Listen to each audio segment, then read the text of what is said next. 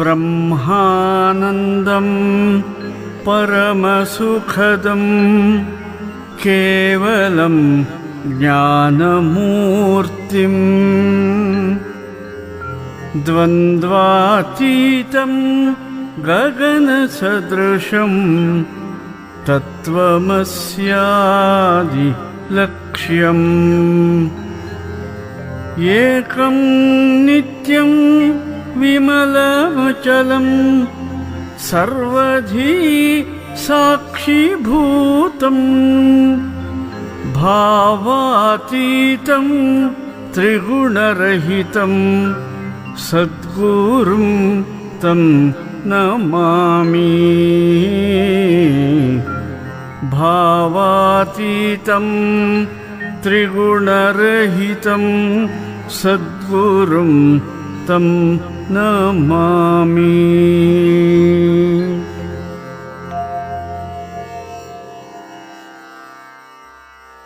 ಶಂಕರಂ ಶಂಕರಾಚಾರ್ಯಂ ಕೇಶವಂ ಬಾದರಾಯಣಂ ಸೂತ್ರಭಾಷ್ಯಕೃತೌ ವಂದೇ ಭಗವಂತೌ ಪುನಃ ಪುನಃ.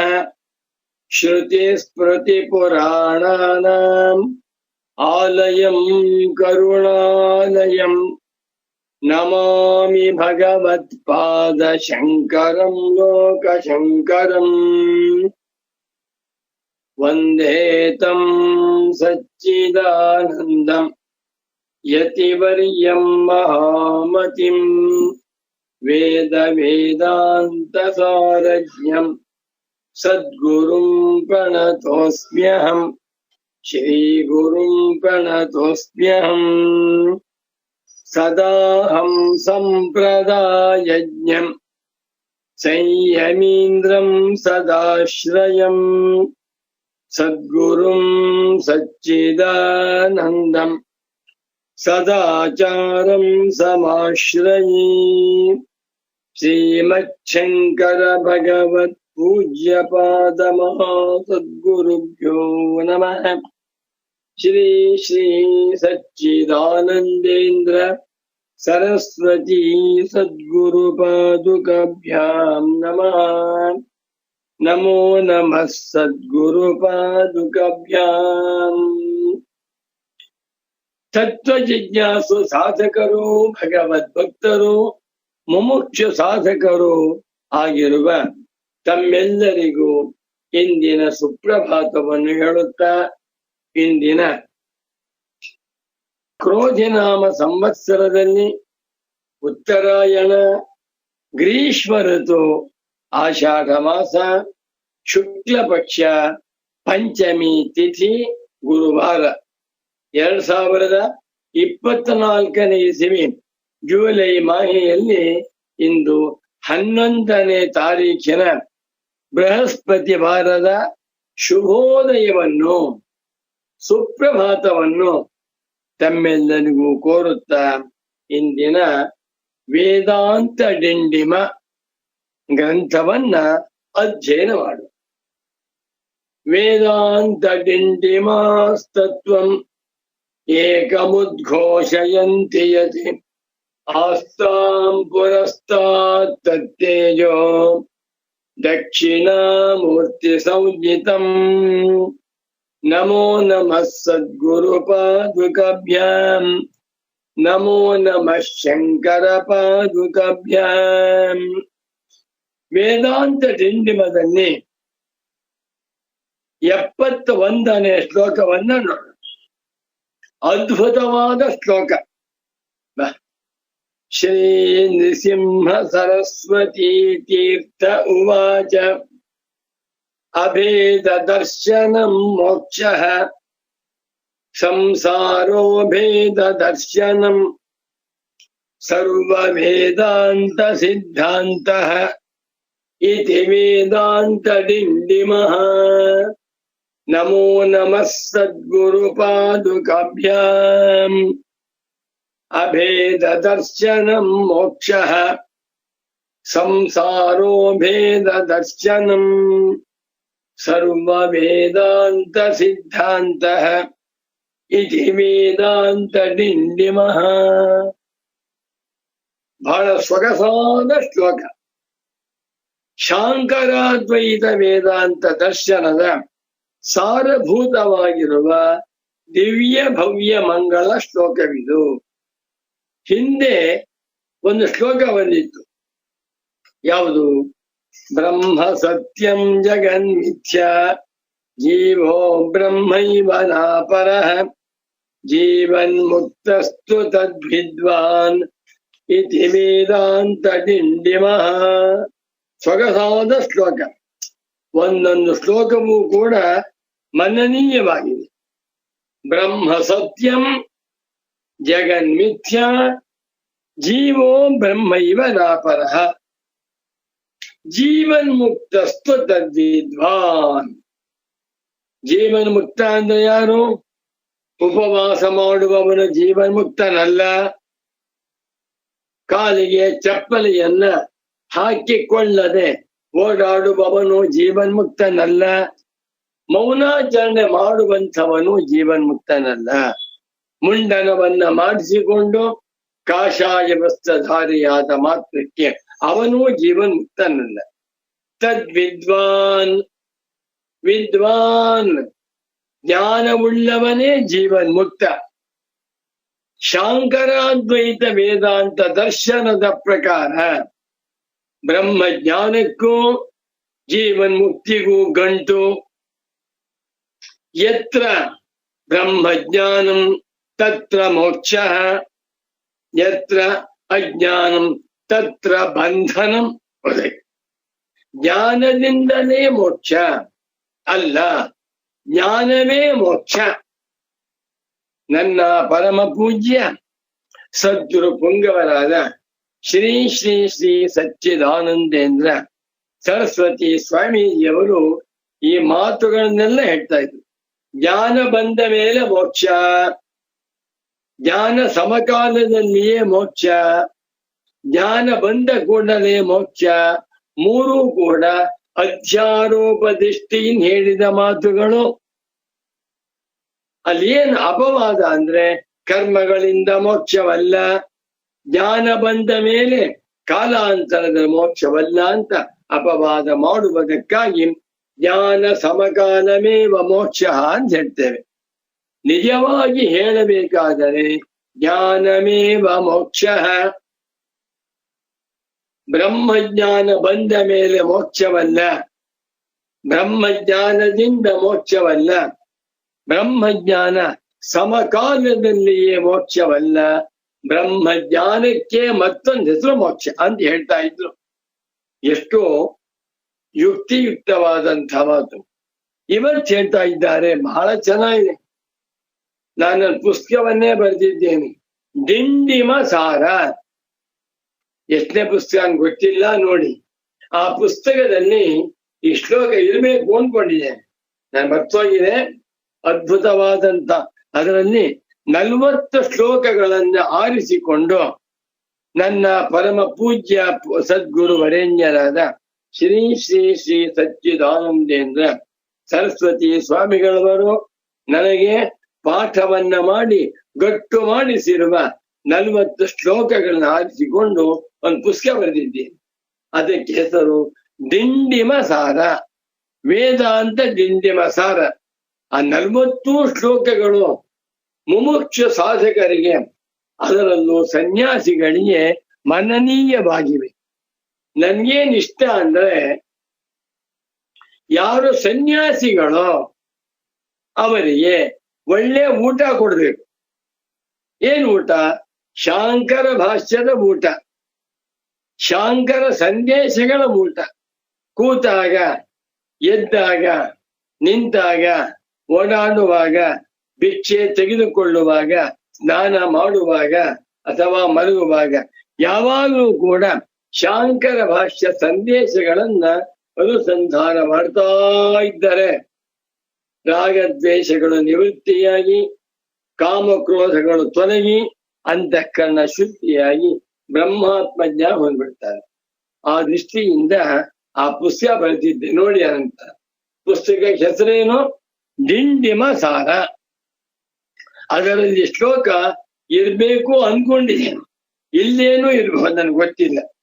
ಅಭೇದ ದರ್ಶನಂ ಮೋಕ್ಷ, ಅಭೇದ ದರ್ಶನಂ ಮೋಕ್ಷ, ಮೋಕ್ಷೋ ನಾಮ ಅಭೇದ ದರ್ಶನಂ, ಸಂಸಾರೋ ಭೇದ ದರ್ಶನಂ, ಸಂಸಾರೋ ಭೇದ ದರ್ಶನಂ, ಸರ್ವ ವೇದಾಂತ ಸಿದ್ಧಾಂತ ಇತಿ ವೇದಾಂತ ದಿಂಡಿಮಃ. ಏನ್ ಸ್ವಾಮಿ ಅದ್ಭುತವಾದ ಶ್ಲೋಕ! ಇಂಥ ಶ್ಲೋಕಗಳನ್ನ ರಚನೆ ಮಾಡಿರುವಂಥ ನೃಸಿಂಹ ಸರಸ್ವತಿ ತೀರ್ಥರು ಜೀವನ್ಮುಕ್ತರಲ್ಲವೇ? ಬ್ರಹ್ಮನಿಷ್ಠರಲ್ಲವೇ? ಬ್ರಹ್ಮಜ್ಞಾನಿಗಳಲ್ಲವೇ? ಅವರೂ ಕೂಡ ನಮ್ಮಂತೆಯೇ ಒಬ್ಬ ಮನುಷ್ಯರು, ನೋಡುವ ಜನಗಳ ದೃಷ್ಟಿಯಿಂದ. ಆದರೆ ಅವರ ದೃಷ್ಟಿಯಿಂದ ಅವರು ಮನುಷ್ಯರಲ್ಲ, ಶರೀರವಲ್ಲ, ಸನ್ಯಾಸಿಗಳು ಅಲ್ಲ, ಅವರ್ಯಾರು ಪರಬ್ರಹ್ಮ ಸ್ವರೂಪರೇ. ಮತ್ತೊಮ್ಮೆ ಶ್ಲೋಕವನ್ನು ಓದಿ ಪದವಿ ಭಾಗವನ್ನು ಮಾಡ್ತೀನಿ, ಗಟ್ಟಿ ಮಾಡ್ಬೇಕು ಅಂತ. ಇದು 5ನೇ ಸಲ ಓದ್ತಾ ಇದ್ದೀನಿ. ಎಲ್ಲರೂ ಗಟ್ಟಿ ಮಾಡ್ಬೇಡಿ ದಯವಿಟ್ಟು. ಕಣ್ಣು ಮುಚ್ಚೋಣ ಹೇಳ್ಬೇಕು, ರಾತ್ರಿ ಊಟ ಮಾಡ್ತಾ ಹೇಳ್ಬೇಕು, ಕನಸನ್ನ ಹೇಳ್ಕೊಡ್ಬೇಕು. ಬೆಳಿಗ್ಗೆ ಎದ್ದ ಕೂಡಲೇ 4:32 ಬೆಳಿಗ್ಗೆ ಎದ್ದ ಕೂಡಲೇ ಅಭೇದ ದರ್ಶನಂ ಮೋಕ್ಷ, ಸಂಸಾರೋ ಭೇದ ದರ್ಶನಂ, ಸರ್ವ ವೇದಾಂತ ಸಿದ್ಧಾಂತ ಇತಿ ವೇದಾಂತ ದಿಂಡಿಮಃ ಹೇಳ್ಕೊಂಡ್ರೆ ಖಂಡಿತ ಅಂಥವರಿಗೆ ಬ್ರಹ್ಮಜ್ಞಾನವೂ ಮೋಕ್ಷವೂ ಉಂಟಾಗುತ್ತದೆ. ಈಗ ಪದವಿ ಭಾಗವನ್ನು ಮಾಡ್ತೇನೆ. ಅಭೇದ ದರ್ಶನಂ ಮೋಕ್ಷ, ಸಂಸಾರ ಭೇದ ದರ್ಶನಂ 4 ಪದಗಳು. ಸರ್ವ ವೇದಾಂತ ಸಿದ್ಧಾಂತ 5, ಇತಿ 6, ವೇದಾಂತ ದಿಂಡಿಮಃ 7. ಪೂರ್ವಾರ್ಧದಲ್ಲಿ 4 ಪದಗಳು, ಉತ್ತರಾರ್ಧದಲ್ಲಿ 3 ಪದಗಳು. 4 + 3 ಸಪ್ತಪದಾತ್ಮಕ ಶ್ಲೋಕ. ಮತ್ತೊಮ್ಮೆ ಶ್ಲೋಕ ಹೇಳ್ತೀನಿ, ನಿಮಗೆ ಬಾಯಿ ಬಂದು ಹೋಯ್ತು ಅನ್ಕೋತೀನಿ. ಈಗ ನಾನು 6 ಸಲ ಹೇಳಿದ್ದರಿಂದ ನೀವೆಲ್ಲರೂ ಶ್ರದ್ಧೆಯಿಂದ ಏಕಾಗ್ರತೆಯಿಂದ ಶ್ರವಣ ಮಾಡ್ತಾ ಇದ್ದೀರಾ. ನಿಮ್ಮೆಲ್ಲರಿಗೂ ಈ ಶ್ಲೋಕ ಕಂಠಗತವಾಗಿದ್ದೀಯ. ಅಭೇದ ದರ್ಶನಂ ಮೋಕ್ಷ, ಸಂಸಾರೋ ಭೇದ ದರ್ಶನಂ, ಸರ್ವ ವೇದಾಂತ ಸಿದ್ಧಾಂತ ಇತಿ ವೇದಾಂತ ದಿಂಡಿಮಃ. ಅನ್ವಯ ತುಂಬಾ ಸರಳವಾಗಿದೆ, ಸುಲಭವಾಗಿದೆ. ಅನ್ವಯ ಕ್ರಮದಲ್ಲಿಯೇ ಇದ್ದು ಬಿಟ್ಟಿದೆ ಶ್ಲೋಕ. ವೇದಾಂತ ದರ್ಶನದಲ್ಲಿ, ಉಪನಿಷತ್ ದರ್ಶನಗಳಲ್ಲಿ ಒಂದು ಪ್ರಸಿದ್ಧವಾದ ಶಬ್ದ ಮೋಕ್ಷ. ಜ್ಞಾಪಕ ಇಟ್ಕೊಳ್ಳಿ. ಮೋಕ್ಷ, ನಾನು ಪುಸ್ತಕ ಬರೆದಿದ್ದೇನಲ್ಲ 2 ಅಕ್ಷರಗಳ ಮಹಿಮೆ, ಅದರಲ್ಲಿ ಮೋಕ್ಷ ಶಬ್ದವು ಇರಬೇಕು ಅಂತ ಕಾಣಿಸುತ್ತೆ. ಮೋಕ್ಷ ಶಬ್ದವಿರಲೇಬೇಕು. ಇಲ್ಲೇ ಹೋದ ಅರ್ಥ ಮಾಡ್ಕೊಂಬೇಡಿ. ಮೋಕ್ಷ 2 ಅಕ್ಷರಗಳ ಒಂದು ಪದ, ಅದ್ಭುತವಾದ ಪದ. ಸಂಸ್ಕೃತ ಸಾಹಿತ್ಯದಲ್ಲಿ 1000 ಕೋಟಿ ಪದಗಳಿವೆ, 1000 ಕೋಟಿ ಪದಗಳು. ಆ ಎಲ್ಲ ಪದಗಳ ಪೈಕಿ ಮೋಕ್ಷ ಎನ್ನುವ ಒಂದು ಪದ ಅತ್ಯಂತ ಮಂಗಳಕರವಾದ ಪದ. ಮೋಕ್ಷ ಎನ್ನುವ ಮಾತಿಗೆ ಬಿಡುಗಡೆ ಅಂತ ಅರ್ಥ. ಯಾತರಿಂದ? ಇಲ್ಲದೆ ಇರುವಂತಹ ಅವಿದ್ಯೆಯಿಂದ ಬಿಡುಗಡೆ, ಇಲ್ಲದೆ ಇರುವಂತಹ ಸಂಸಾರ ಬಂಧನದಿಂದ ಬಿಡುಗಡೆ, ಇಲ್ಲದೆ ಇರುವಂತಹ ಜನ್ಮ ಮರಣ ಚಕ್ರದಿಂದ ಯಾವುದು ಇರಲಿ, ಎಲ್ಲ ಭ್ರಮೆ ಭ್ರಮೆ ಭ್ರಮೆ. ಅದು ಒಂದು ಶಬ್ದ ಇರ್ಬೇಕು ನೋಡಿ, 2ನೇ ಶಬ್ದ. 2 ಶಬ್ದಗಳು ಬೇಕಾದಷ್ಟಿವೆ.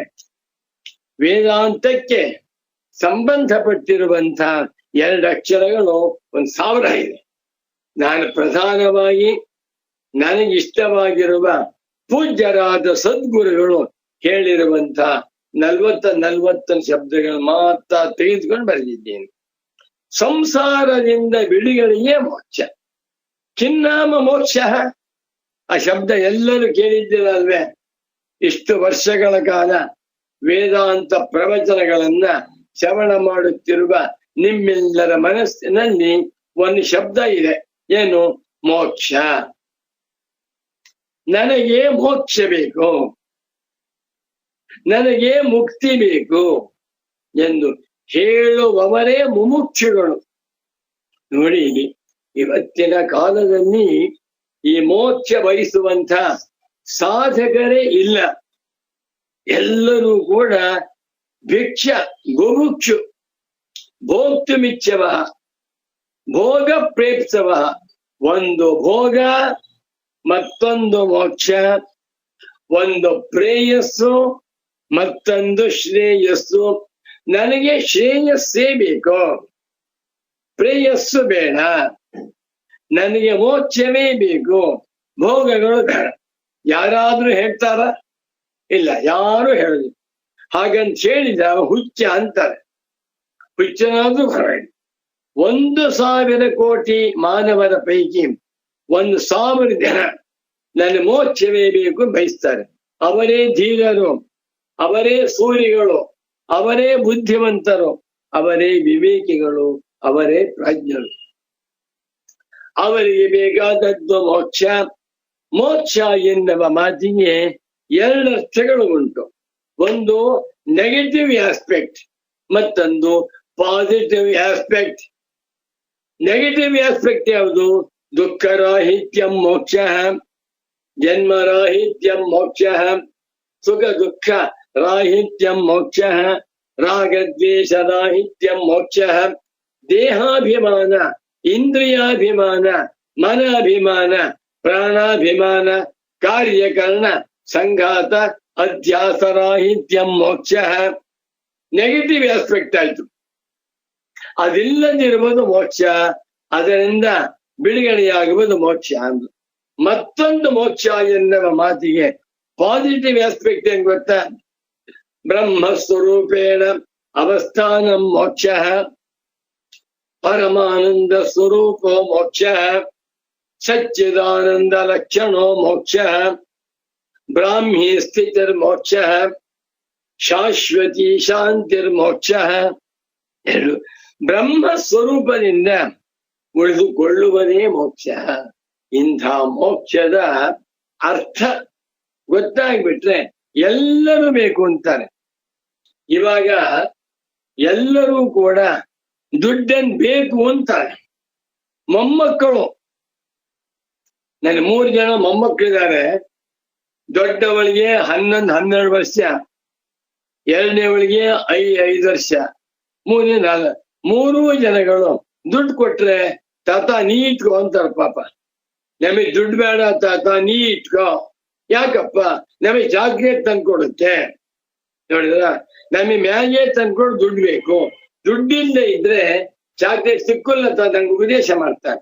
ಆ ಚಿಕ್ಕ ಮಕ್ಕಳಿಂದ ಪ್ರಾರಂಭ ಮಾಡಿಕೊಂಡು 123ನೇ ವರ್ಷದ ವೃದ್ಧನವರೆಗೆ ಎಲ್ಲರಿಗೂ ಗೊತ್ತೇನು ದುಡ್ಡಿನ ಮಹಿಮೆ, ದುಡ್ಡಿನಿಂದಾಗುವಂತ ಪ್ರಯೋಜನ, ದುಡ್ಡಿನ ಮಹತ್ವ. ಆದ್ರಿಂದ ಪ್ರತಿಯೊಬ್ರು ದುಡ್ಡಿಗಾಗುವ 100 ವರ್ಷ ವಯಸ್ಸಾಗಿರ್ಲಿ, ಸರ್ಕಾರದವರು ಎಲ್ಲ 100 ವರ್ಷ ವಯಸ್ಸಾಗಿರುವಂತ ಶತಾಯುಷಿಗಳಿಗೆ 1 ತಿಂಗಳಿಗೆ 10,000 ರೂಪಾಯಿ ಪೆನ್ಷನ್ ಕೊಡ್ತೇವೆ ಅಂದ್ರೆ ಕ್ಯೂನಲ್ಲಿ ನಿಂತ್ಕೋತಾರೆ. ಯಾಕೆ? ದುಡ್ಡಿನ ಮಹಿಮೆ. ದುಡ್ಡಿನ ಮಹಿಮೆ ಇಂಡಿಯನ್ಸು, ಕೆನಡಿಯನ್ಸು, ಅಮೇರಿಕನ್ಸು, ಜರ್ಮನ್ಸು, ಆಸ್ಟ್ರೇಲಿಯನ್ಸು ಎಲ್ಲರೂ ಗೊತ್ತಾಗಿದೆ. ದುಡ್ಡು ಬೇಕು. ಆ ದುಡ್ಡಿನ ಅನರ್ಥವೇ ಉಂಟಾಗುತ್ತೆ. ಅರ್ಥಾನಾಮಾರ್ಜನೆ ದುಃಖಂ, ಆರ್ಜಿತಾನಾಂಚ ರಕ್ಷಣೆ, ನಾಶೇ ದುಃಖಂ, ವ್ಯಯೇ ದುಃಖಂ, ದಿಗರ್ಥಾನ್ ಕ್ಲೇಶಕಾರಿಣ. ಇಂದ ದುಡ್ಡಿಗೆ ಬಹಿಷ್ಕಾರ. ಯಾವ ಸನ್ಯಾಸಿ ದುಡ್ಡನ್ನು ಮುಟ್ಟುವುದಿಲ್ಲವೋ, ದುಡ್ಡಿನ ಬಗ್ಗೆ ಯೋಚನೆ ಮಾಡುವುದಿಲ್ಲವೋ, ಹಣವನ್ನ ವಿಷ ಎಂದು ತಿಳಿದುಕೊಂಡಿದ್ದಾನೆಯೋ ಅವನೇ ನಿಜವಾದ ಸನ್ಯಾಸಿ.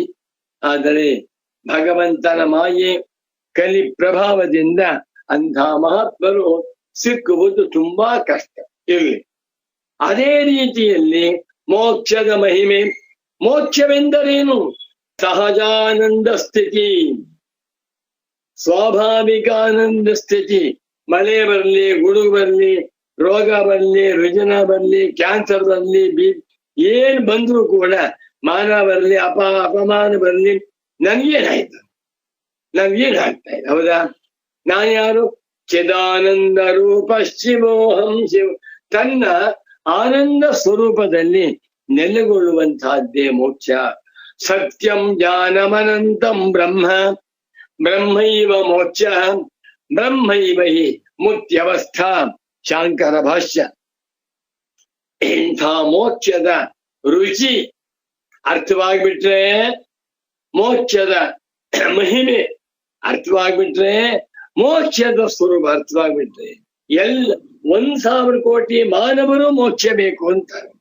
ಅದೇನಾಗಿದೆ ಭಗವಂತನ ಮಾಯೆ. ಅಯ್ಯೋ ಮೋಕ್ಷ ಅಂದ್ರೆ ಅದೇನೋ ಎಲ್ಲ ಬಿಡುದಂತೆ, ಬೇಡ ಅಂತ ತಪ್ಪು ಅರ್ಥ ಮಾಡ್ಕೊಂಡ್ಬಿಟ್ಟಿದ್ದಾರೆ. ಇದು ಬಹಳ ಅನ್ಯಾಯ. ಜನಗಳಿಗೆ ಹಣದ ಬಗ್ಗೆ ಹೇಗೆ ವ್ಯಾಮೋಹ ಉಂಟೋ ಅದೇ ರೀತಿಯಲ್ಲಿ ಮೋಕ್ಷದ ವಿಷಯದಲ್ಲಿ ಆಸಕ್ತಿ ಬರಬೇಕು.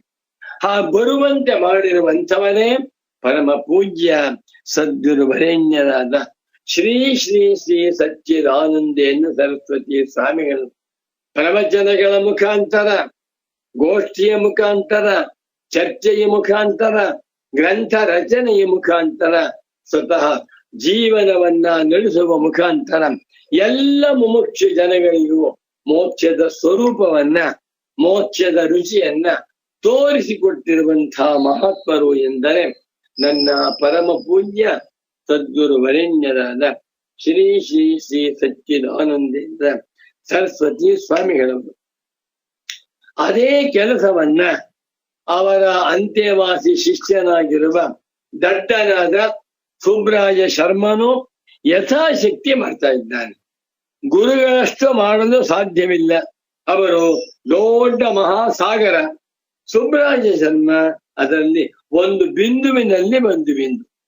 ನನ್ನ ಇತಿಮಿತಿಯಲ್ಲಿ ವೇದಾಂತ ಪ್ರವಚನಗಳ ಮುಖಾಂತರ, ವೇದಾಂತ ಗ್ರಂಥಗಳ ಮುಖಾಂತರ ಅದ್ವೈತ ವೇದಾಂತವನ್ನ ಯಥಾಶಕ್ತಿ ಪ್ರಸಾರ ಮಾಡ್ತಾ ಇದ್ದೇನೆ.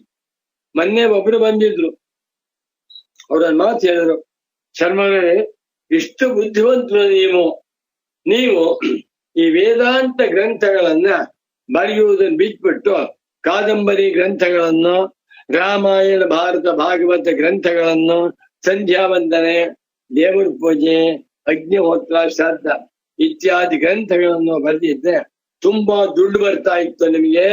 ವೇದಾಂತ ಬರಿತಾ ಇದೆಯಲ್ಲ, ಯಾರು ಕೊಂಡ್ಕೋತಾರೆ ಎಂದ್ರು. ನನ್ಗೆ ಬಹಳ ಸಂತೋಷವಾಯ್ತು.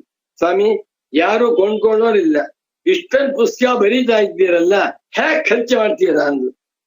ಎಲ್ಲೆಲ್ಲಿ ಹೋಗ್ತೀನೋ ಕೊಡ್ತೇನೆ, ಮನೆ ಬಂದವ್ರಿಗೆಲ್ಲ ಕೊಡ್ತೇನೆ, ಕೊಂಡ್ಕೋತೀವಿ ಇನ್ನವರಿಗೆ ದುಡ್ಡು ಕೊಟ್ಟು ಪುಸ್ತಕವನ್ನು ಕೊಡ್ತೇನೆ, ಇನ್ಯಾರ 50 ಡಿಸ್ಕೌಂಟ್ ಕೊಡ್ತೇನಪ್ಪ. ನನಗೆ ಈ ಪುಸ್ತಕವನ್ನ ಬರೆದದ್ದರಿಂದ, ಪುಸ್ತಕ ಮಾರಾಟದಿಂದ ಹಣ ಸಂಪಾದನೆ ಮಾಡ್ಬೇಕು ಅನ್ನುವಂತ ಭ್ರಮೆ ಇಲ್ಲ ಅಂದೆ. ನೀವು ಮಾಡ್ತಿರೋ ತಪ್ಪು, ಪುಸ್ತಕ ಬರೆದ ಮಾರಾಟ ಮಾಡ್ಬೇಕು ಅಂದು. ಆಯ್ತು ಸ್ವಾಮಿ ಅಂದ್ಬಿಟ್ಟೆ. ತುಂಬಾ ಜನ ಹೇಳ್ತಾರೆ ವೇದಾಂತ ಯಾರಿಗೆ ಬೇಕಿವತ್ತು, ಜನಗಳಿಗೆ ಬೇಕಾದಿಲ್ಲ, ಕಥೆ ಪುರಾಣ ಅಂತಾರೆ. ಹೌದು, ವೇದಾಂತ ಜನಗಳಿಗೆ ಬೇಕಾಗಿಲ್ಲ, ಬೇಕಾಗುವಂತೆ ಮಾಡ್ತಾ ಇದ್ದೇನೆ. ವೇದಾಂತದಲ್ಲಿ ಜನಗಳಿಗೆ ಆಸಕ್ತಿ ಇಲ್ಲ, ಆಸಕ್ತಿ ಉಂಟಾಗುವಂತೆ ಮಾಡ್ತಾ ಇದ್ದೇನೆ. ಸಂತೋಷ ಅಂತ ಹೇಳ್ಬಿಟ್ಟು 10 ಪುಸ್ತಕ ಕೊಡಿ ಇಂದ್ರು. ಕೊಟ್ಟೆ. 10ರಲ್ಲಿ 20 ಪುಸ್ತಕ ಕೊಟ್ಟು, ಸಂತೋಷ ಸ್ವಾಮಿ ಮತ್ತೆ ಬರ್ತಾ ಇರಿ ಅಂತ ಹೇಳ್ತಾ ಇರ್ತೀನಿ. ಆದ್ರಿಂದ ಅಭೇದ ದರ್ಶನ ಮೋಕ್ಷ, ಮೋಕ್ಷ ಭಾರತ ದೇಶದ ಭವ್ಯವಾಗಿರುವಂತಹ ಸಂಪತ್ತು. ವೇದಾಂತಗಳು, ವೇದಾಂತಗಳ ಸಾರವೇ 2 ತತ್ವ. ಒಂದು ಅಭೇದ ದರ್ಶನ, ಅದ್ವೈತಾತ್ಮ ಜ್ಞಾನ, ಮತ್ತೊಂದು ಮೋಕ್ಷ. ಜ್ಞಾಪಕ ಇಟ್ಕೊಳ್ಳಿ. ಈ ಪ್ರಪಂಚ ವಿಸ್ತಾರ ಆಗಿದೆ. 6-7 ಖಂಡಗಳಲ್ಲಿ ಹರಡಿಕೊಂಡು ಈ ಪ್ರಪಂಚ ತುಂಬಾ ದೊಡ್ಡದಾಗಿದೆ. ಈ ಎಲ್ಲ ರಾಷ್ಟ್ರಗಳಿಗಿಂತ ಭಾರತ ರಾಷ್ಟ್ರದ ವಿಶೇಷವೇನು ಅಂದ್ರೆ, ಭಾರತ ರಾಷ್ಟ್ರದ ಸಂಪತ್ತುಗಳು ವೇದಗಳು ಭಾರತ ದೇಶದ ಐಶ್ವರ್ಯ ವೇದಾಂತ. ಭಾರತ ದೇಶದಲ್ಲಿ ಹುಟ್ಟಿದ ಕೊಹಿನೂರ್ ವಜ್ರ ವೇದಾಂತ. ಇಂಥ ವೇದಾಂತಗಳಲ್ಲಿ ಅತ್ಯಮೂಲ್ಯವಾಗಿರುವಂತಹ ರತ್ನ ಮೋಕ್ಷ. ಇಂಥ ಮೋಕ್ಷವನ್ನ ಉಪನಿಷತ್ತುಗಳಲ್ಲಿ ತಿಳಿಸಿಕೊಟ್ಟಿದ್ದಾರೆ. ಇದನ್ನ ಭಗವತ್ಪಾದ ಶಂಕರಾಚಾರ್ಯರವರು ತಮ್ಮ 16ನೇ ವಯಸ್ಸಿನಲ್ಲಿ ಭಾಷ್ಯಗಳನ್ನು ಬರೆದು ತೋರಿಸ್ಕೊಟ್ಟಿದ್ದಾರೆ. ಅದಲ್ಲವೇ ಯಾವ್ಯಾವುದೋ ಪದಾರ್ಥ ಕಾಲ ಆಗ್ತಾ ಹಣ, ಚಿನ್ನ, ಬೆಳ್ಳಿ, ಮನೆ, ಮಠ ಎಲ್ಲವೂ ಅನಿತ್ಯ. ಅನಿತ್ಯಾನಿ ಶರೀರಾಣಿ ವಿಭವಾನೈವ ಶಾಶ್ವತಃ ನಿತ್ಯಂ ಸನ್ನಿಹಿತೋ ಮೃತ್ಯು ತಸ್ಮಾತ್ ಜಾಗ್ರತ ಜಾಗ್ರತ. ಎಲ್ಲವೂ ಯಾವ ಕ್ಷಣದಲ್ಲಿ ಮೃತ್ಯು ಬರುತ್ತೋ ಗೊತ್ತಿಲ್ಲ. ಮೃತ್ಯು ಬಂದ ಕೂಡಲೇ ಚಿನ್ನ, ಬೆಳ್ಳಿ, ಹಣ, ಮನೆ, ಮಠ ಎಲ್ಲವನ್ನು ಬಿಟ್ಟು ಹೋಗ್ಬೇಕ. ಬ್ರಹ್ಮಜ್ಞಾನಿಯಾದರೆ ಬದುಕಿರುವಾಗಲೇ ಇದು ನಾನಲ್ಲ ಎಂದು ತಿಳಿದುಕೊಂಡು ಚಿದಾನಂದ ರೂಪ ಶಿವೋಹಂ ಶಿವೋಹಂ ತಿಳ್ಕೊಂಡಿರ್ತಾನೆ. ಆದ್ದರಿಂದ ಅಭೇದ ದರ್ಶನಂ ಮೋಕ್ಷ. ಇದು ಸ್ವಾರಸ್ಯ ನೋಡಿ. ಪೂಜ್ಯರಾದ ಸದ್ಗುರು ಹೇಳಿದ್ರು ದರ್ಶನಂ ಜ್ಞಾಪಕ ಮಗು. ದರ್ಶನಂ ಮೋಕ್ಷ, ಕರಣಂ ಸ್ವರ್ಗ. ಕರಣಂ ಅಭೇದ ಕರಣಂ ಅಲ್ಲ, ಬ್ರಹ್ಮ ಕರಣಂ ಅಲ್ಲ, ಆತ್ಮಧ್ಯಾನಂ ಅಲ್ಲ, ಆತ್ಮದರ್ಶನಂ, ಬ್ರಹ್ಮ ದರ್ಶನಂ, ತತ್ವದರ್ಶನಂ, ಪರಮಾರ್ಥ ದರ್ಶನಂ ಮೋಕ್ಷ. ದರ್ಶನಕ್ಕೆ ಮಾತ್ರ. ಶಾಂಕರ ದರ್ಶನದಲ್ಲಿ ದರ್ಶನಕ್ಕೆ ಹೆಚ್ಚಿನ ಸ್ಥಾನ. ನಮ್ಮ ವೇದಾಂತಕ್ಕೆ ಎದುರು ವೇದಾಂತ ದರ್ಶನಂ.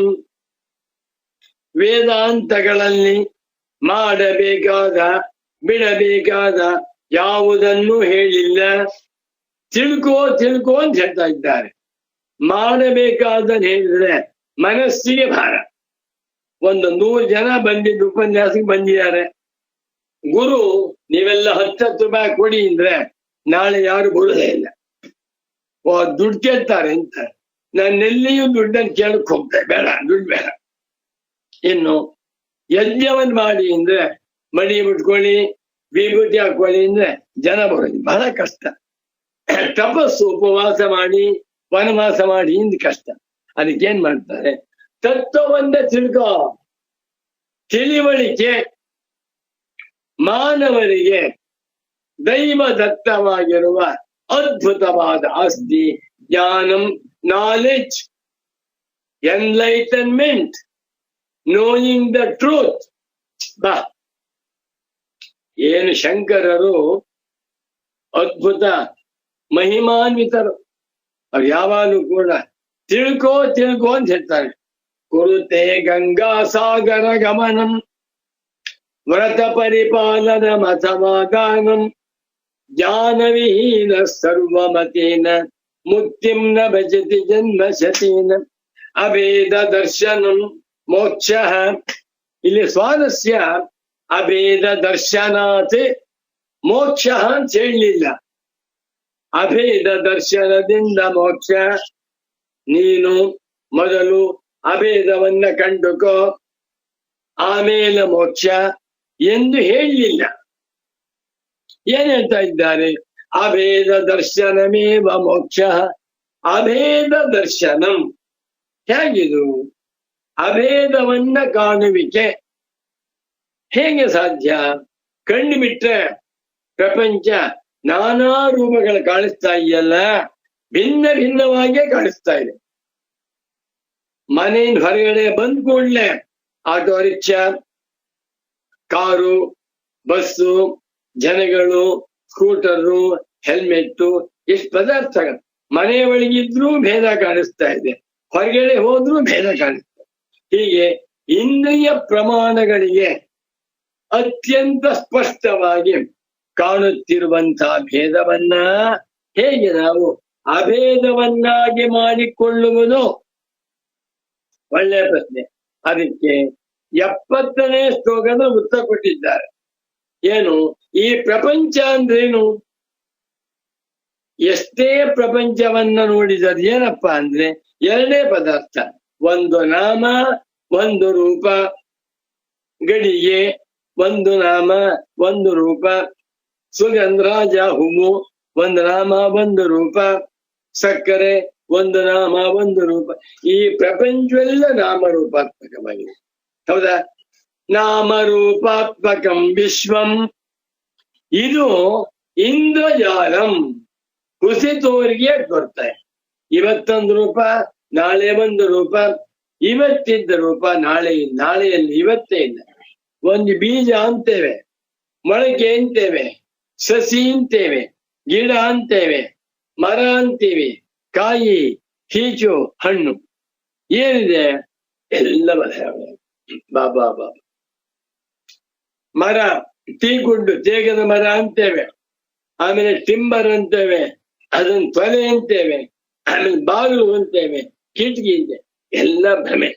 ನಾಮರೂಪಾತ್ಮಕಂ ವಿಶ್ವಂ ಇಂದ್ರಜಾಲಂ ವಿದುರ್ಬುಧ ಅನಾಮತ್ವಾತ್ ಅರೂಪತ್ವಾತ್ ಇತಿ ವೇದಾಂತ ಡಿಂಡಿಮ ಅಂತಿದ್ದಾರಲ್ಲ.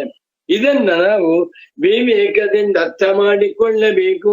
ವ್ಯವಹಾರವೆಲ್ಲ ನಾಮರೂಪ. ನನ್ನ ಮಗ, ನನ್ನಯ್ಯ. ರಾಮಚಂದ್ರ ಮಗನ ಅಳಿಯನ? ಯಾರಿಗೆ? ದಶರಥನಿಗೆ ಮಗ. ಆದರೆ ಜನಕ ಮಹಾರಾಜನಿಗೆ ಅಳಿಯ. ಸೀತಾದೇವಿಗೆ ಮಗನೂ ಅಲ್ಲ, ಅಳಿಯನೂ ಅಲ್ಲ, ಗಂಡ. ಲಕ್ಷ್ಮಣನಿಗೆ ಶ್ರೀರಾಮಚಂದ್ರ ಅಳಿಯನೂ ಅಲ್ಲ, ಗಂಡನೂ ಅಲ್ಲ, ಮಗನೂ ಅಲ್ಲ. ಏನು? ಅಣ್ಣ. ಎಲ್ಲ ನಾಮರೂಪಗಳಲ್ಲವೇ? ನಿಜವಾಗಿ ನೋಡಿದ್ದಾನೆ. ರಾಮ ಅಂದ್ಯಾರು? ಪರಬ್ರಹ್ಮ ತತ್ವ. ರಾಮನು ಮಾತ್ರ ಪರಬ್ರಹ್ಮ ಸ್ವರೂಪವಲ್ಲ. ಪ್ರಪಂಚದಲ್ಲಿರುವ 1,000 ಕೋಟಿ ಮಾನವರು ಕೂಡ ವೇದಾಂತದ ದೃಷ್ಟಿಯಿಂದ ಪರಬ್ರಹ್ಮ ಸ್ವರೂಪವೇ ಆಗಿದ್ದಾರೆ. ಇದಕ್ಕೆ ಹೆಸರು ದೃಷ್ಟಿಭೇದ. ನನ್ನ ಪರಮ ಪೂಜ್ಯ ಸದ್ಗುರು ವರೇಣ್ಯರಾದ ಶ್ರೀ ಶ್ರೀ ಶ್ರೀ ಸಚ್ಚಿದಾನಂದೇಂದ್ರ ಸರಸ್ವತಿ ಸ್ವಾಮೀಜಿಯವರು ಈ ಶ್ಲೋಕವನ್ನು ಪಾಠ ಮಾಡುವಾಗ ಒಂದು ಶ್ಲೋಕ ಹೇಳಿದ್ವಿ, ಜ್ಞಾಪಕ ಬಂದ್ಬಿಡ್ತೀವಾಗ. ಈಗ ತಾನೇ ಜ್ಞಾಪಕ ಬಂತು, ಗುರುವೇ ಜ್ಞಾಪಕ ಮಾಡ್ತೀವಿ, ಹೇಳಪ್ಪ ಅಂತ ಇದು ಹೇಳ್ತೀನಿ ಸ್ವಾಮೀಜಿ. ಯಾವುದು ಶ್ಲೋಕ ಕೇಳಿ. ಕೃತ್ವಾ ಜ್ಞಾನಮಯೀಂ ದೃಷ್ಟಿಂ ಪಶ್ಯೇದ್ ಬ್ರಹ್ಮಮಯಂ ಜಗತೆ. ಹೌದಾ? ಸಾ ದೃಷ್ಟಿ ಪರಮೋದಾರ ನಾಸಾಂತರವರ್ತಿನಿ. ಒಂದು ಶ್ಲೋಕ. ಕೃತ್ವಾ ಜ್ಞಾನಮಯೀಂ ದೃಷ್ಟಿಂ. ಎಲೈ ಸಾಧಕನೇ, ಎಲೈ ಮುಮುಕ್ಷುವೆ, ಪೂಜ್ಯರಾದ ಯತಿಪುಂಗವರೇ, ನೀವುಗಳು ನಿಮ್ಮ ದೃಷ್ಟಿಯನ್ನ ಜ್ಞಾನಮಯವನ್ನಾಗಿ ಬದಲಾವಣೆ ಮಾಡಿಕೊಂಡ್ಬಿಡಿ. ದೃಷ್ಟ್ವಾ ಜ್ಞಾನಮಯೀಂ ದೃಷ್ಟಿಂ ಕೃತ್ವಾ ಜ್ಞಾನಮಯೀಂ ದೃಷ್ಟಿಂ. ದೃಷ್ಟಿಯನ್ನ ಜ್ಞಾನಮಯವನ್ನಾಗಿ ಮಾಡಿಕೊಂಡಾಗ ಪ್ರಪಂಚವೆಲ್ಲವೂ ಬ್ರಹ್ಮವೇ. ಬ್ರಹ್ಮವೆಂದರೇನು? 4 ಭುಜಗಳನ್ನ ಉಳ್ಳಂತ ವಿಷ್ಣುವಲ್ಲ, 58 kg ತೂಕವಿರುವಂತ ಒಂದು ಬಂಡೆಕಲ್ಲಲ್ಲ. ಬ್ರಹ್ಮ ನಿರುಪಾಧಿಕವಾದ ಸಚ್ಚಿದಾನಂದ ತತ್ವ. ಅರ್ಥ ಮಾಡ. ಕೃತ್ವಾ ಜ್ಞಾನಮಯೀಂ ದೃಷ್ಟಿಂ. ಬಾ, ನಿನ್ನ ದೃಷ್ಟಿಯನ್ನ ನೀನು ಜ್ಞಾನಮಯವನ್ನಾಗಿ ಪರಿವರ್ತನೆ ಮಾಡಿಕೊಂಡರೆ ಪಶ್ಯೇನ್ ಬ್ರಹ್ಮ. ಬ್ರಹ್ಮವೆಲ್ಲ ಕಾಣಿಸ್ತಾ ಇದೆ. ಪ್ರಪಂಚವೆಲ್ಲ ಇರುವೆಯೋ ಬ್ರಹ್ಮ, ಹಾವು ಬ್ರಹ್ಮ, ಅಕ್ಕಿಯೋ ಬ್ರಹ್ಮ, ಇಲಿಯೋ ಬ್ರಹ್ಮ, ಆಮೇಲೆ ಹುಲಿಯೋ ಬ್ರಹ್ಮ, ಆನೆಯೋ ಬ್ರಹ್ಮ, ಸಮುದ್ರವೋ ಬ್ರಹ್ಮ, ಬಂಡೆಕಲ್ಲು ಬ್ರಹ್ಮ. ಎಲ್ಲವೂ ನಾಮರೂಪವಲ್ಲವೇ? ನೋಡಿ, ಒಂದು ಸಮುದ್ರ ಅಂತ ಹೆಸರು, ಒಂದು ನದಿ ಅಂತ ಹೆಸರು. ಆ ನದಿಯಲ್ಲಿ ಗಂಗಾ ನದಿ, ಯಮುನಾ ನದಿ, ಸರಸ್ವತಿ, ಗೋದಾವರಿ, ಕೃಷ್ಣ, ನರ್ಮದೆ, ಏನಿವೆಲ್ಲ ನಾಮ. ಎಲ್ಲವೂ ನೀರೇ ತಾನೆ. ಸಮುದ್ರವೂ ನೀರೇ, ನದಿಯೂ ನೀರೇ, ಕೆರೆ. ಒಂದು ಕೆರೆ ಅಂತ ಹೆಸರು, ಒಂದು ಹೊಂಡ ಅಂತ ಹೆಸರು, ಒಂದು ಬಾವಿ ಅಂತ ಹೆಸರು, ಸಮುದ್ರ. ಎಲ್ಲ ನಾಮರೂಪಗಳು. ಈ ಪ್ರಪಂಚವೆಲ್ಲ ನಾಮರೂಪಾತ್ಮಕವಾಗಿ ತೋರ್ತಾ ಇದೆ. ಕಣ್ಣುಗಳಿಗೆ ಹುಸಿ ತೋರಿಕೆಯಾದ ನಾಮರೂಪ ತೋರ್ತಾ ಇದೆ. ವಿವೇಕದಿಂದ ನೋಡಿದಾಗ ಎಲ್ಲ ನಾಮರೂಪಗಳು ಕಲ್ಪಿತ ಅಂತ ಅರ್ಥವಾಗಿಬಿಟ್ರೆ ಎಲ್ಲವೂ ಬ್ರಹ್ಮವೇ. ಅಭೇದ ದರ್ಶನಂ ಮೋಕ್ಷ. ಮೋಕ್ಷವೆಂದರೆ ಅಭೇದ ದರ್ಶನ. ಇದನ್ನ ವ್ಯವಹಾರದ ತರಬಾರದು. ಇದೇ ತಪ್ಪು ಮಾಡೋದು ನಾವು. ಗಂಡು ಹೆಣ್ಣು 4 ಜನ ಹೆಣ್ಮಕ್ಳಿದ್ದಾರೆ. ಇವನೊಬ್ಬ ಗುರು ದಿನ ಹೇಳ್ತಾನೆ ಅಭೇದ ದರ್ಶನ ಮೋಕ್ಷ ಅಂತ. ಆ ಹೆಣ್ಮಕ್ಳನ್ನೆಲ್ಲ ಮುಟ್ಟಕ್ ಹೋದ. ಯಾವ ಗುರುಜಿ ಮುಟ್ತಾ ಇದ್ದೀರಾ ಅಂದ್ರೆ ಅಭೇದ ದರ್ಶನಂ. ಅದು ಮೂರ್ಖತನ, ತಪ್ಪು. ವ್ಯವಹಾರದಲ್ಲಿ ನಾಮರೂಪಗಳು ತೋರ್ತಾ ಇದೆ ಅಲ್ವೇ, ಹಾಗೆ ವ್ಯವಹಾರ ಮಾಡು. ನಿನ್ನ ಮನಸ್ಸಿನಲ್ಲಿ ಈ ಎಲ್ಲ ನಾಮರೂಪಗಳನ್ನ ಸುಳ್ಳು ಅಂತ ತಿಳ್ಕೊ. ಚಿನ್ನ ಬೆಳ್ಳಿ ಅಂಗಡಿಗೆ ಹೋದಾಗ ಆ ವ್ಯಾಪಾರಿ ಆಯಾ ಕಸ್ಟಮರ್ಸ್ ಗಿರಾಕಿಗಳು ಏನೇನ್ ಪದಾರ್ಥ ಕೇಳ್ತಾರೋ ಅದನ್ನೇ ಕೊಡ್ತಾನೆ. ನನಗೆ ಕಲಶ ಬೇಕು ಅಂದ್ರೆ ತಟ್ಟೆ ಕೊಡುವುದಿಲ್ಲ. ನನಗೆ ಉದ್ಧರಣೆ ಬೇಕು ಅಂತಂದ್ರೆ ಕಲಶ ಕೊಡುವುದಿಲ್ಲ. ನನಗೆ ಬೆಳ್ಳಿ ಗಣಪತಿ ಬೇಕು ಅಂತಂದ್ರೆ ಅವನು ಶಿವನನ್ನು ಕೊಡುವುದಿಲ್ಲ. ನನ್ ಪಾರ್ವತಿ ಬೇಕಪ್ಪ ಅಂತಂದ್ರೆ ಅವನು ಲಕ್ಷ್ಮೀನ್ ಕೊಡೋದಿಲ್ಲ. ಅದನ್ನೇ ಕೊಡ್ತಾನೆ. ನಮ್ಮಂತೆ ವ್ಯವಹಾರ ಮಾಡ್ತಾನೆ. ತುಂಬಾ ಬುದ್ಧಿವಂತನಾಗಿರುವ ಅಕ್ಕಸಾಲಿ ನಮ್ಮಂತೆ ವ್ಯವಹಾರ ಮಾಡಿದ್ರು ಅವನಿಗೆ ಗೊತ್ತು ಇದೆಲ್ಲವೂ ಬಂಗಾರ, ಇದೆಲ್ಲವೂ ಬೆಳ್ಳಿ, ತೂಕ ಮಾಡ್ತಾನೆ. ಅದೇ ರೀತಿಯಲ್ಲಿ ಅಭೇದ ದರ್ಶನ ಮೋಕ್ಷ.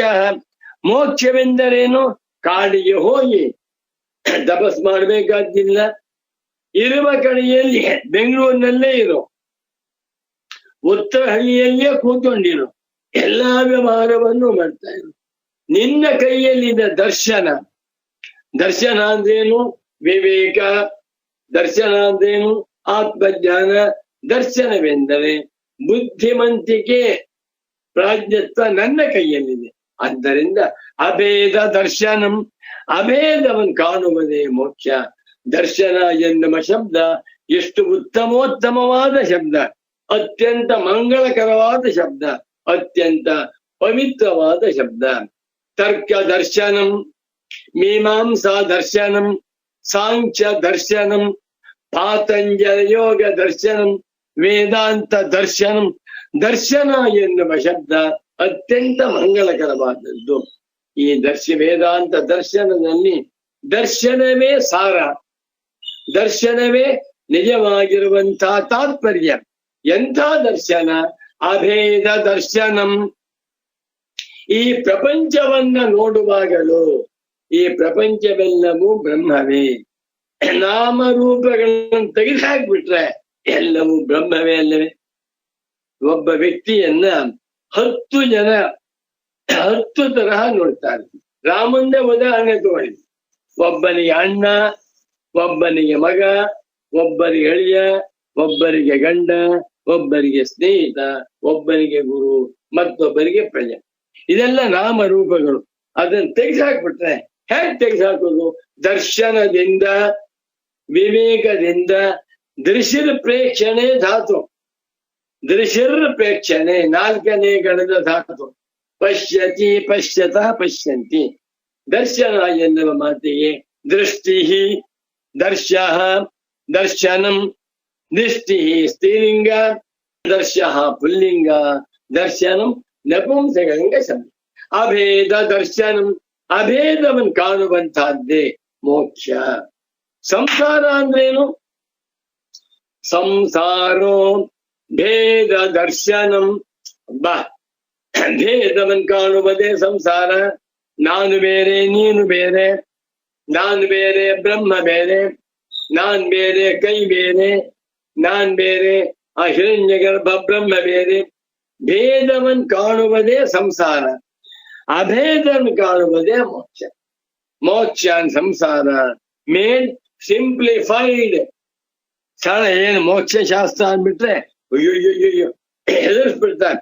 ಇದು ಮೋಕ್ಷ ಶಾಸ್ತ್ರ ಹಾಕಂದ್ರೆ ಹೆಂಡತಿಯನ್ನು ಬಿಡಬೇಕು, ಮಕ್ಕಳನ್ನ ಬಿಡಬೇಕು, ಬೆಳಿಗ್ಗೆ 3 ಗಂಟೆ ಕೇಳ್ಬೇಕು, ತಣ್ಣೀರ್ ಸ್ನಾನ ಮಾಡ್ಬೇಕು, ನೆಗಡಿ ಶೀತ ಬಂದ್ರು ಹೇಳ್ಬಾರ್ದು. ಅದೆಲ್ಲ ಅಜ್ಞಾನದ ಪ್ರಭಾವ. ಸಿಂಪಲ್. ಚಿತ್ತ ಶುದ್ಧಿ ಮಾಡ್ಕ ಬಹಳ ಮುಖ್ಯವಾದದ್ದು. ನಮಗೆ ಈ ವೇದಾಂತ ಸಂದೇಶ ಅರ್ಥವಾಗಬೇಕಾದರೆ ಅಂತ ಕಣ್ಣು ಶುದ್ಧವಾಗಿದೆ. ನೋಡಿ, ಯಾರಿಗೆ ಈ ವೇದಾಂತ ಪ್ರವಚನಗಳು ಬೌದ್ಧಿಕವಾಗಿ ಬುದ್ಧಿಯ ಮಟ್ಟದಲ್ಲಿ ಅರ್ಥವಾಗುತ್ತಿದೆಯೋ ಅವರೆಲ್ಲರೂ ಕೂಡ ನನ್ನ ಅಭಿಪ್ರಾಯದಲ್ಲಿ ಚಿತ್ತಶುದ್ಧಿಯುಳ್ಳವರು.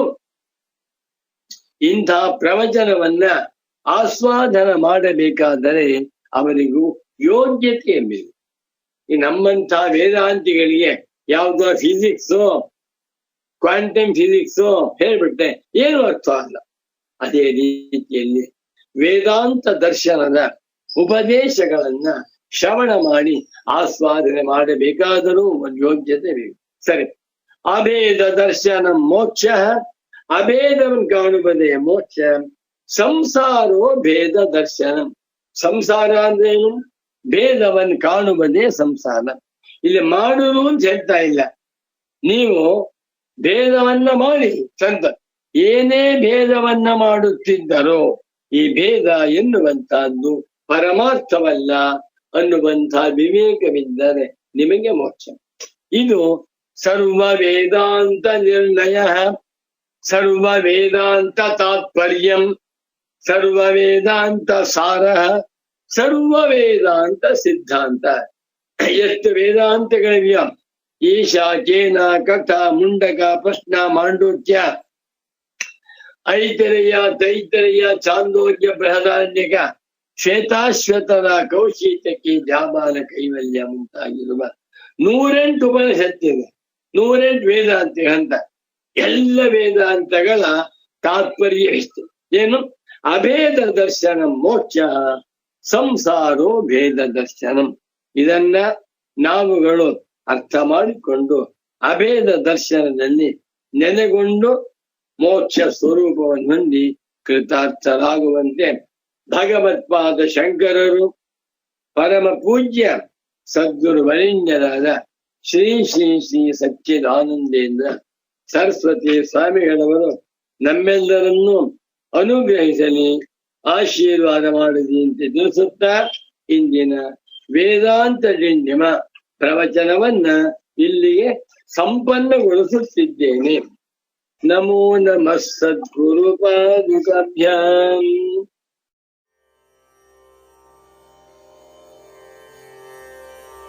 ಮುಕ್ತಿ ಪಥದ ಕುರುಹ ಪೇಳ್ವೆ. ಓಂ ಆತ್ಮಾಮಾಯಿದಮೇಕ ಏವ ಆಗ್ರ ಆಸೀತ್ ನಾನ್ಯತ್ ಕಿಂಚನ ಮಿಷತ್ ಸ ಈಕ್ಷತ ಲೋಕಾನ್ ಸೃಜಾ ಇತಿ ಎನ್ನುತ್ತದೆ ಐತರೇಯೋಪನಿಷತ್ತು.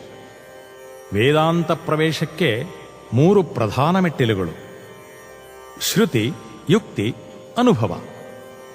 ಶ್ರುತಿ ಉಪನಿಷತ್ತುಗಳು, ಯುಕ್ತಿ ಆತ್ಮನ ಅನ್ವಯ, ಅನಾತ್ಮ ವ್ಯತಿರೇಕ, ಮತ್ತು ಅನುಭವ ಸಾರ್ವತ್ರಿಕ ಪರಿಪೂರ್ಣಾನುಭವ. ವೇದಾಂತವನ್ನು ಭಗವಾನ್ ಶಂಕರರು ಅಂತ್ಯಂ ಪ್ರಮಾಣಂ ಎಂದಿದ್ದಾರೆ. ಆತ್ಮನು ಪ್ರತ್ಯಕ್ಷಾದಿ ಲೌಕಿಕ ಪ್ರಮಾಣಗಳಿಗೆ ಗೋಚರನಲ್ಲದಿದ್ದರೂ ಎಲ್ಲರ ಅನುಭವದಲ್ಲಿಯೂ ತಾನುವಿನ ಇರವು ಗೋಚರ. ಇದೇ ಅದ್ವಿತೀಯ. ಈಗೋ ಮುಕ್ತಿ ಪಥದ ಕುರುಹ ಪೇಳ್ವೆ ಕೇಳಿರಯ್ಯ.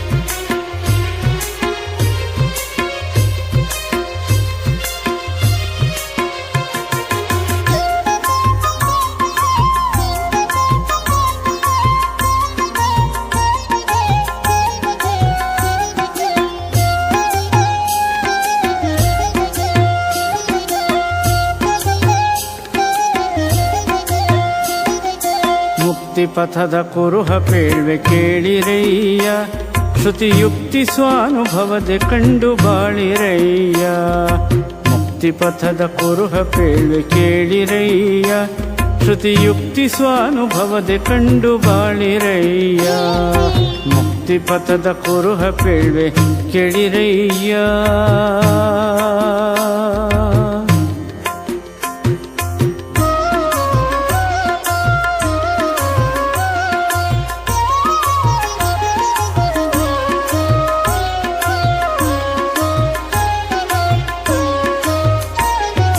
ಕಾಮಕರ್ಮ ಪಾಶದೆಳೆತ ಕಾಣದಯ್ಯ, ಅಲ್ಲಿ ನೇಮ ನಿಷ್ಠೆ ಶಾಂತಿ ದಾಂತಿ ಮಾಡದಯ್ಯ. ಕಾಮಕರ್ಮ ಪಾಶದೆಳೆತ ಕಾಣದಯ್ಯ, ಅಲ್ಲಿ ನೇಮ ನಿಷ್ಠೆ ಶಾಂತಿ ದಾಂತಿ ಮಾಡದಯ್ಯ. ತಾಮಸ ರಾಜಸವಳಿದ ತಾಣವಯ್ಯ, ನಿಜ ಧಾಮದೊಳೆ ಲಕ್ಷ್ಯವಿಟ್ಟ ಕೇಣವಯ್ಯ. ತಾಮಸ ರಾಜಸವಳಿದ ತಾಣವಯ್ಯ, ನಿಜ ಧಾಮದೊಳೆ ಲಕ್ಷ್ಯವಿಟ್ಟ ಕೇಣವಯ್ಯ. ಮುಕ್ತಿಪಥದ ಕುರುಹ ಪೇಳ್ವೆ ಕೇಳಿರಯ್ಯ, ಶ್ರುತಿಯುಕ್ತಿ ಸ್ವಾನುಭವದೆ ಕಂಡು ಬಾಳಿರಯ್ಯ. ಮುಕ್ತಿಪಥದ ಕುರುಹ ಪೇಳ್ವೆ ಕೇಳಿರಯ್ಯ.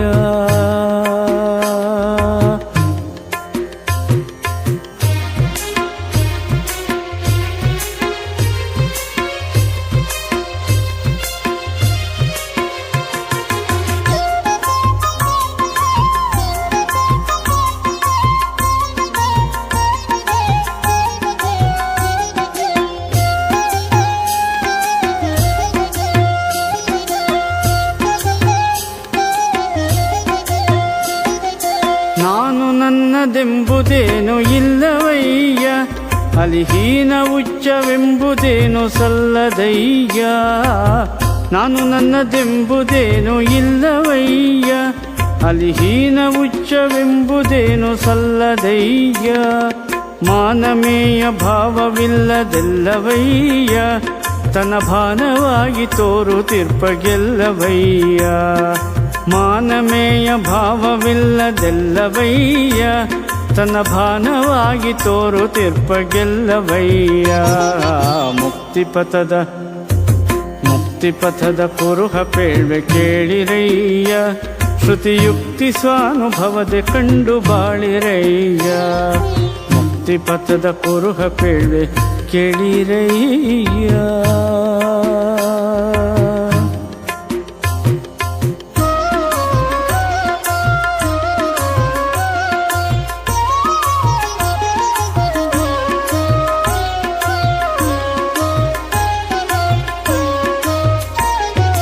ಮರವೆ ಹೊದ್ದದಿರುವ ಸೈಪಿ ನಿರವದಯ್ಯ, ಅಲ್ಲಿ ಗುರುವು ಶಿಷ್ಯನೆಂಬ ಭೇದ ಸರಿಯುವುದಯ್ಯ. ಮರವೆ ಹೊದ್ದದಿರುವ ಸೈಪಿ ನಿರವದಯ್ಯ, ಅಲ್ಲಿ ಗುರುವು ಶಿಷ್ಯನೆಂಬ ಭೇದ ಸರಿಯುವುದಯ್ಯ. ಅರಿವು ಮರವೆಗಳಿಲ್ಲದರಿವ ತೆರನದಯ್ಯ, ಗುರುಶಂಕರನ ನಂಬಿ ಸೊಗದೊಳಾಳ್ವದಯ್ಯ. ಅರಿವು ಮರೆವೆಗಳಿಲ್ಲದರಿವ ತೆರನದಯ್ಯ, ಗುರುಶಂಕರನ ನಂಬಿ ಸೊಗದೊಳಾಳ್ವದಯ್ಯ. ಮುಕ್ತಿಪಥದ ಕುರುಹ ಪೇಳ್ವೆ ಕೇಳಿರಯ್ಯ, ಶ್ರುತಿಯುಕ್ತಿ ಸ್ವಾನುಭವದೆ ಕಂಡು ಬಾಳಿರಯ್ಯ. ಮುಕ್ತಿಪಥದ ಕುರುಹ ಪೇಳ್ವೆ ಕೇಳಿರಯ್ಯ.